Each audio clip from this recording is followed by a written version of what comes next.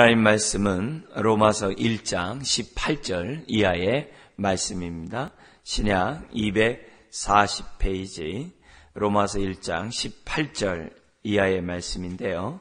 이 시간 23절까지 우리 한 절씩 교독하시겠습니다. 18절 하나님의 진노가 불의로 진리를 막는 사람들의 모든 경건하지 않음과 불의에 대하여 하늘로부터 나타나나니 이는 하나님을 알만한 것이 그들 속에 보임이라. 하나님께서 이를 그들에게 보이셨느니라. 창세로부터 그의 보이지 아니하는 것들 곧 그의 영원하신 능력과 신성이 그가 만드신 만물에 분명히 보여 알려졌나니 그러므로 그들이 핑계하지 못할지니라. 하나님을 알되 하나님을 영화롭게도 아니하며 감사하지도 아니하고 오히려 그 생각이 허망하여지며 미련한 마음이 어두워졌나니 스스로 지혜 있다 하나 어리석게 되어 썩어지지 아니하는 하나님의 영광을 썩어질 사람과 새와 짐승과 기어다니는 동물 모양의 우상으로 바꾸었느니라. 아멘. 로마서 1장 18절에서부터 3장 20절까지는 모든 사람들이 죄 아래 있다. 다른 말로 하면 하나님의 진노 아래 있다는 것을 또 이 1장 18절에서부터 3장 20절까지 또 다른 말로 하면 사람들은 구원이 필요하고 하나님의 믿음으로 말미암는 의가 필요하고 복음이 필요한 존재라는 것을 설명하는 것이 1장 18절부터 3장 20절이에요. 그래서 우리가 이제 다양한 이 다이아몬드도 보면은 여러 각도에서 보더라도 이렇게 그 빛이 다 똑같고 다 일정하지 않습니까? 그런 것처럼 복음이 이렇게 다양한 각도에서 이렇게 보더라도 하나님의 진리를 일정하게 다 보여줍니다. 그래서 우리들이 다양한 측면에서 우리가 로마서를 볼 수 있고 복음을 우리들이 또 이해할 수 있고 또 이해해야만 합니다. 그래야지만이 우리에게 베푼 하나님의 은혜가 얼마나 큰지 우리 찬송 부른 것처럼 이루 말할 수 없이 하나님의 은혜가 크구나 이런 것들을 우리들이 알 수가 있는 거예요. 깨달아갈 수가 이제 있다는 겁니다. 그래서 목사인 저를 비롯해서 여러분들이 또 로마서를 통해서 하나님의 다함이 없는 은혜를 더 깨닫고 그러려면 내가 이런 죄인이었구나.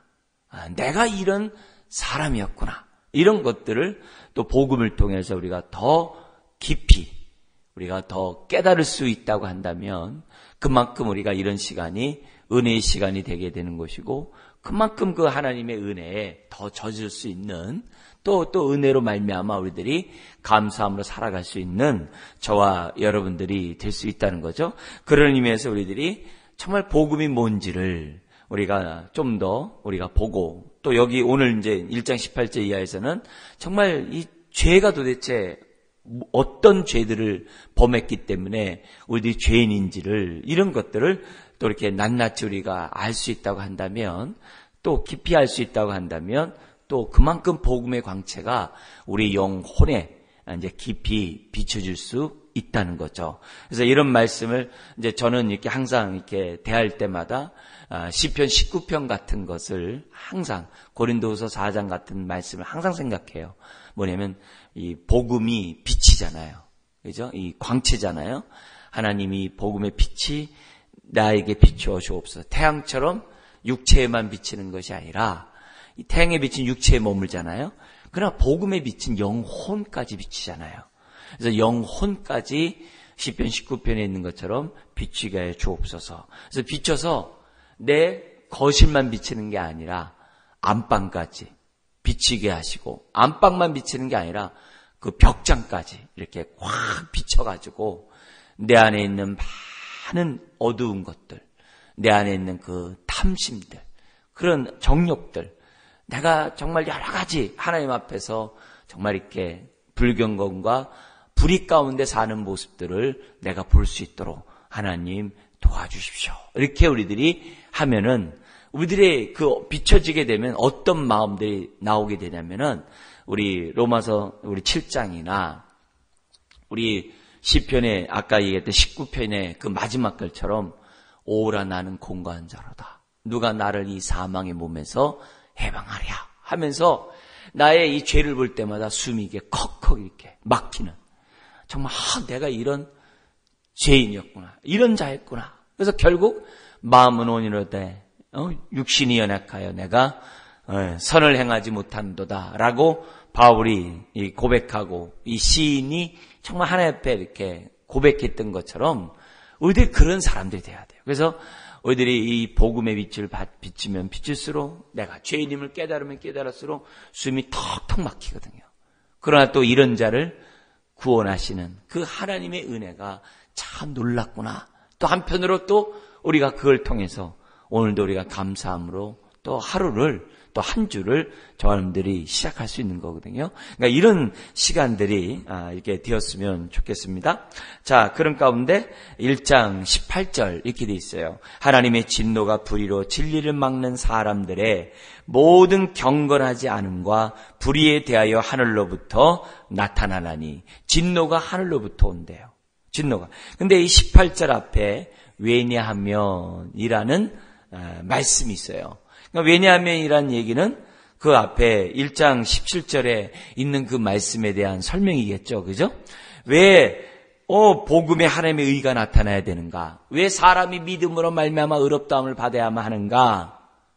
왜냐하면 사람들이 다 죄 아래 있다는 거예요. 예. 어떤 죄? 그게 두 가지 죄가 있대요. 두 가지 죄를 얘기하는데 하나는 불경건. 이 불경건은 뭐냐면 하나님께 대하여 짓는 죄. 그리고 두 번째 죄가 있대요. 불의가 있대요. 이건 뭐예요? 사람에게 짓는 죄들. 불의가 있대요. 마치 십계명의 구조와 같아요. 그죠? 하나님께 범한 죄가 있고 십계명에 또 어떻게 돼요? 사람들에게 범한 이 죄가 있지 않습니까? 그래서 하나님께 대한 죄를 갖다가 불경건. 사람들에게 진 죄를 갖다가 불의라고 말할 수 있는 거죠. 그래서 그렇다고 한다면은 우리가 이 죄 문제를 생각할 때마다 내가 사람들에게 잘못한 내가 행동만 우리들이 죄로 여길 것이 아니라 십계명에 있는 것처럼 하나님께 대해서도 잘못한 것에 대해서 우리들이 죄로 우리들이 알 수 있는 저와 여러분들이 되어야만 한다는 거죠.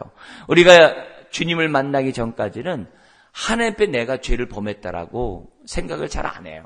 물론 이 천벌 받을 뭐야 이렇게 하면서 뭐 이렇게 얘기하는 그런 말을 합니다만 내가 하나님 앞에 내가 죄를 전 죄인이라고 생각들을 잘 안 합니다. 하나님을 우리가 알고 또 알아가면 알아갈수록 내가 하나님 앞에 참 불경건했구나. 이런 것들을 우리들이 알지 실질적으로 하나님이 인식하기 전까지는 하나님의 죄를 범했다라고 생각하지 않아요. 그래서 우리가 사람들에게 예수 믿으세요. 그러면 어떻게 돼요? 내가 나보고 예수 믿으라는 건 나 기분 나쁘다. 나는 법 없이도 사는 사람이고 나는 남에게 나쁜 짓 한 적 없고 나는 남에게 정말 착한 행동을 했지 나 남에게 나쁜 짓 한 적 없어. 근데 나보고 죄인이라고 그러고 나보고 예수 믿으라고 그래? 나 안 믿어. 이렇게 얘기하거든요. 그런 얘기 많이 하거든요. 왜 그러냐면 아직 그 마음에 하나님이 안 계시기 때문에 아직 그의 생각에 하나님이 없기 때문에 그런 말들 많이 하거든요. 그래서 1장 18절서부터 3장 20절까지 그렇게 생각하는 윤리적인 사람이나 우리 이제 다른 말로 이제 도덕군자라고 그래요. 그런 윤리적인 사람도 죄 아래 있고 심지어는 율법을 받고 율법 가운데 살아가는 그 서기관과 바리새인과 같은 그런 유대인들도 죄 아래 있고 심지어는 여기 이제 오늘 우리가 보는 1장 18절에서부터 32절까지는 보편적인 이방인들 그 이방인 사람들 그들도 다 뭐예요?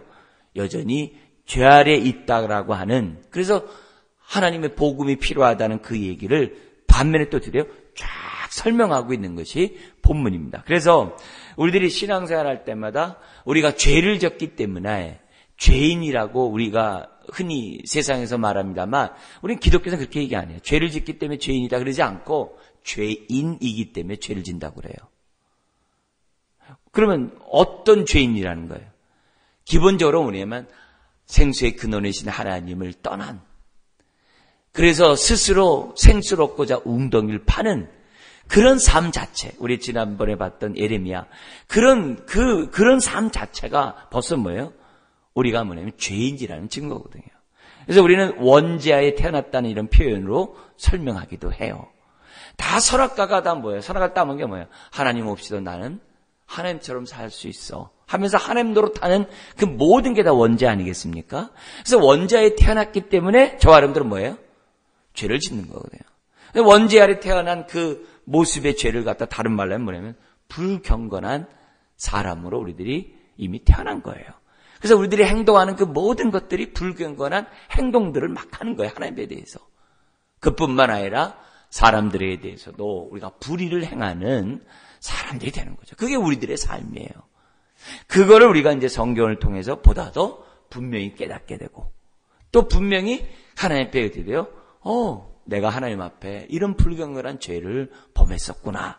우리가 하나님 앞에 회개하게 되고, 하나님 내가 다시는 내가 십계명을 범하지 않도록 하나님 내가 하겠습니다. 나에게 은혜를 더하여 주옵소서. 이런 기도를 하나님 앞에 하게 된다는 거죠. 이제 그런 가운데 이 19절에서부터 우리가 오늘 읽었던 이 말씀 뭐냐면 우리가 하나님 앞에 어떤 불경건한 죄를 범했는가, 거기에 대해서 이제 설명을 해주는 거고, 뒤에 부분은 뭐냐면은 우리가 얼마나 사람들에게 불의함을 행했는가. 그러니까 불의함을 행한 그 이유도 다른 게 아니죠. 불경건하기 때문에 불의를 범하는 거예요. 그걸 우리들이 기본적으로 알아야 돼요. 그래서 오늘 우리도 마찬가지예요. 지금 예수 그리스도를 믿어도 내 삶 속에 이 불의함, 뒤에 이제 불의함의 목록이 쫙 나오거든요.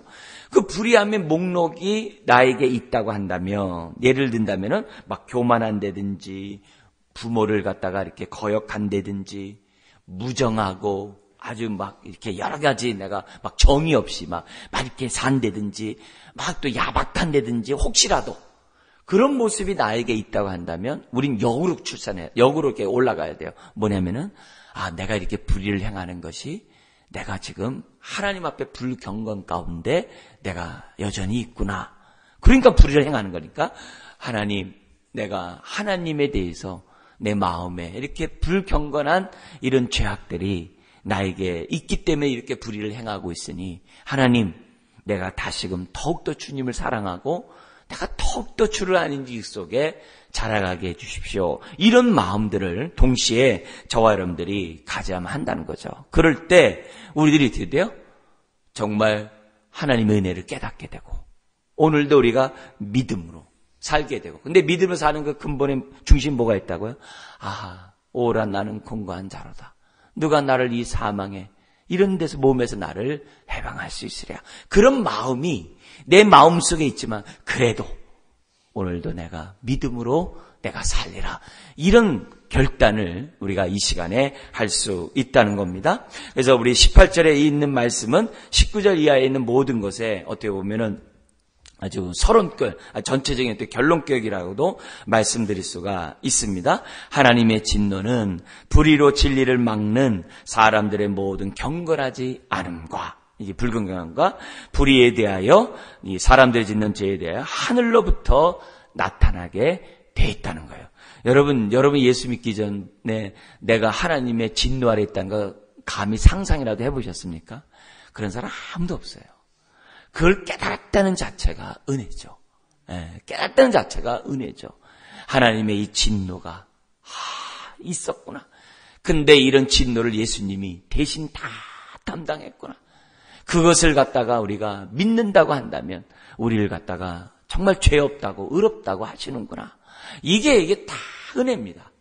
그런 것을 우리들이 이런 18절 이런 말씀들 통해서 깨달았으면 좋겠습니다. 먼저 이 불경건한 이 모습을 이제 우리들에게 이제 설명하고 있는데요. 이렇게 얘기합니다. 이는 하나님을 알 만한 것이 그들 속에 보임이라. 하나님께서 이를 그들에게 보이셨느니라. 두 가지를 얘기합니다. 사람들이 이 불경건한 이런 이 죄를에 대해서 지적을 하는데 이렇게 얘기한 거야. 우리가 하나님 잘 알지 못하는데 우리가 어떻게 하나님 앞에 불경건한 죄를 범했다라고 말할 수 있습니까? 이렇게 사람들이 반문할 수 있다는 거예요. 그리고 거기에 대해서 뭐냐면은 첫 번째로 뭐냐면 두 가지를 얘기하는데 첫 번째는 뭐라고 하냐면 하나님을 알만한 지식이 그들 속에 너희 속에 있지 않느냐 이런 말씀을 하세요. 요 19절이 어떤 말씀이라면은 신을 그러니까 하나님에 대한 아는 지식이라 해가지고 신지식이라는 표현을 써요. 줄여가지고 신지식이라는 표현을 쓰는데 하나님을 알만한 지식을 모든 피조물에게 하나님이 주셨다는 거예요. 왜요? 영혼이 있잖아요. 우리 고대 이렇게 옛날 사람이라고 하면은 뭐 미개하고 옛날 사람이라면 비이성적이고 옛날 사람이라면은 뭐 토테미즘이나 있고 막 이런 식으로 이렇게 치부하는 경우들이 많이 있습니다. 그런데 우리 가끔 이렇게 고고학에서 발견되어 있는 내용을 보면 그 오랜 시절에도 다 문화와 문명이 있다라고 그런 모습들을 이렇게 다 보고 있지 않습니까? 심지어는 옛날에 그 오래된 사람들도 이렇게 사람이 죽었을 때 동쪽을 보고 시신을 묻는다든지 여러 가지 이렇게 종교적인 그런 행동들을 한 것들이 다 우리에게 다 알고 있단 말이에요. 그럼 어떻게 그런 일들이 있을 수 있느냐? 다른 게 아니라는 거예요. 사람들에게는 기본적으로 어떻게 돼요? 하나님을 알 만한 지식이 다 하나님이 주셨다는 거예요. 그래서 동물과 사람과의 차이가 그런 거죠. 동물 사람. 여러분 우리 고양이가 이 교회 왔다고 기도하고 찬양하고 나가진 않잖아요. 고양이가 여기 교회 들어왔다고 해가지고 뭐 개가 교회 들어왔다고 뭐 기도하고 예배드리고 이런 게 없잖아요. 그러나 사람들은 교회 오면 왠지 어떻게 돼요? 마음에 이렇게 다소곳해지고 왠지 모르게 신에 대한 어떤 그런 마음들을 교회 다니지 않는 사람들도 교회 들어오면 그걸 안단 말이에요. 그런 태도를 취할 수 있는 것이 다른 게 아니거든요. 사람들마다 다 하나님을 알 만한 지식, 신지식을 사람들에게 주었기 때문이라는 거예요. 그 얘기를 19절에 하는 거예요. 하나님이 그들에게 다 보이셨어요. 아, 나는 신 안 믿어. 약한 자란 믿지. 난 나를 믿어. 사람들이 말은 그렇게 하는지 모르지만 그러나 기본적으로 그 중심 마음 속에서는 영혼에 대한 인식이 다 있어요. 두 번째로 하나님에 대한 이 불경건한 죄를 범했다고 했을 때 우리가 무슨 불경의 죄를 범했느냐라고 하는 그 사람들에게 뭐라고 하냐면 20절 얘기를 해요. 뭐냐면 창세로부터 그의 보이지 아니하는 것들 곧 그의 영원하신 능력과 신성이 그가 만드신 만물에 분명히 보여 알려졌나니. 그러니까 이 우주 만물을 딱 바라보면서 우주 만물을 보면서 예를 들어서 러시아 사람이 우리 가가린이 우주를 딱 갔다 온 다음에 내가 우주 갔다 왔더니 신은 없더라. 그 유명한 그런 말이 있잖아요. 그죠? 신은 없더라. 반면에 미국에 있는 암스톤 이런 사람은 딱 갔더니 뭐냐면 하나님이 창조한 것이 참 놀랍고 아름답도다 하면서 찬송가 불렀다고 이렇게 막 하잖아요. 근데 저 어렸을 때 그렇게 들었어요. 학교 교과서도 그렇게 나왔기 때문에. 근데 실제 러시아에 가서 정말 그런 줄 알고 또 무식하게 또 이렇게 물어봤어요. 정말 가가린이니까 그렇지 않다는 거예요. 가가린이 크리스찬이었다는 거예요. 그 사람이 그렇게 한 말이 없다는 거예요. 그게 하나의 이렇게 이념적으로 이렇게 하기 위해서 이렇게 한 것이지 그 사람은 그렇게 말한 적이 없다라고 또 이렇게 하더라고요. 그러니까 얼마나 깜짝 놀랐는지 몰라요. 우리가 어렸을 때 러시아 구소련 시절에 보면 거기에 무슨 하나님 있느냐 이렇게 얘기하는데 그 사람들이 장례를 지를 때 말하기도 굉장히 어려운 그 사람들도 흔히 말하는 대통령도 장례식 때문에 백합화를 갖다 이렇게 얹어놓는다는 거예요. 그래서 우리는 그냥 백합화를 올려놓나 보다 이렇게 생각한다면 러시아에 가서 그런가 이 백합화라는 얘기가 이 부활에 대한 상징이 꽃이라는 거예요. 왜냐하면 그 러시아 구소련이라 하더라도 그 중심은 그리스도 정교가 있거든요. 그들의 러시아의 모든 많은 언어들이 이 성경과 연관된 그 신앙과 연관된 얘기들이 너무 많다는 거예요. 그래서 그들이 뭐냐면 그런 꽃을 하면서 공산당 서기임에도 불구하고 그런 꽃을 하면서 죽은 자에 대해서 예를 표한다는 거예요. 부활에 대한 그런 신앙들이 그렇게 있다는 거예요. 그러니까 이런 의미에서 볼 때 우리가 자연 만물을 보면은 하나님이 지으신 것이 너무 놀랍구나 하면서 우리 멋있는 광경 보면 주 하나님 지으신 이렇게 하지 않습니까? 그런 모습을 이미 모든 사람에게 줬다는 거예요. 우리나라는 이렇게 조그만 나라이기 때문에 자연의 웅장함을 우리는 잘 이렇게 실감이 안 날 때가 있어요. 그러나 외국 같은 데 이렇게 보면은 막 숨이 그냥 콱 막힐 정도로 찬성이 팍 터져 나올 정도로 하는 외국의 그런 자연 경관들 있지 않습니까? 그러니까 그런 것들을 보면은 하나님이 이 세상을 창조했다는 것을 우리가 고백하지 않을 수 없거든요. 그래서 두 가지를 얘기하는 거예요. 너희에게 신지식이 있지 않냐? 하나님을 알 만한 지식이 있지 않냐? 그래서 사람들이 종교가 있는 거예요. 뿐만 아니라 자연 만물을 보면서 어떻게 돼요? 하나님을 찬양하지 않아요. 바로 그런 모습들을 볼 때 하나님을 알 만한 지식이 우리들에게 뭐예요? 우리들 마음에 있을 뿐만 아니라 지금 세상 가운데 있다라고. 그래서 내 마음의 종교적인 마음이나 세상의 그런 놀라운 웅장한 모습을 볼 때 우리는 어떻게 돼요? 하나님을 찬양하지 않을 수가 없다는 거죠. 하나님을 경배하지 않을 수가 없다는 것을 얘기를 하는 거예요. 그런데 인간이 얼마나 불경건한지 21절에서부터 23절에 보면은 이렇게 나타나요. 뭐냐면 하나님을 알면 하나님을 영화롭게 해야 되잖아요. 근데 21절에 뭐라 해요? 영화롭게도 아니하고 10절에 어떻게 돼요? 감사하지도 않는데요. 감사하지도 않는데요. 우리 부모가 자식을 낳는데 그 자식을 애지중지 키웠는데 이놈의 자식이 나이가 좀 이렇게 커가지고 좀 이렇게 좀 어른이 되고 성장해가지고 아이고 참 감사합니다. 저를 낳아주시고 키워주셔서 참 감사합니다. 이런 게 뭐예요? 그게 자식의 기본적인 도리가 아니겠습니까? 그건 당연한 거잖아요. 어느 정도 되면은 그 부모님 참 감사합니다. 이렇게 예를 밤새 표현하는 게 정상인데 안 하면 되게 불효자죠. 그죠? 애도 아니고 컸는데도 불구하고 사람도 마찬가지거든요. 어느 정도 이렇게 사람이 되고 지각도 있고 뭔가 사리 분별도 하고 이게 살아가는 사람들이 자기 안에 있는 이런 양심이나 이런 종교심이나 세상 것들 딱 보면은 하나님 계시구나. 내가 잘 모르지만 하나님 계시구나. 차라리 이 그리스 로마 시절에 바울이 복음을 전도했을 때 알지 못하는 신에게 경배했다고 그러잖아요. 거기 보면 성경에. 차라리 좀 그런 마음이라도 가지면 참 좋을 텐데 그렇지도 않고 영화롭지도 않고 감사하지도 않아요. 이게 인간의 불경건한 아주 단적인 그런 죄예요. 그러면서 오히려 그 생각이 허망해지고 미련한 마음이 더욱더 어두워졌나니. 그래서 스스로 지혜 있다 하나 어리석게 되어 어떤 행동을 하냐면요. 하나님을 알되 영화롭게도 하고 감사하지도 않으니까 어떤 일을 하냐면 22절 23절 같이 엉뚱한 결과물이 딱 나오게 돼요. 엉뚱한 행동을 해요. 하나님을 영화롭게도 안 하고 감사하지도 않으니까 어떤 행동을 하냐면 하나님을 갖다가 우상단지로 전락시켜버려요. 그래서 저기 스스로 지혜 있다는 어리석게 되어 23절 썩어지지 아니하는 하나님의 영광을 썩어질 사람과 새와 짐승과 기어다니는 동물의 모양의 우상으로 바꿔버렸다는 거예요. 이게 무서운 거예요.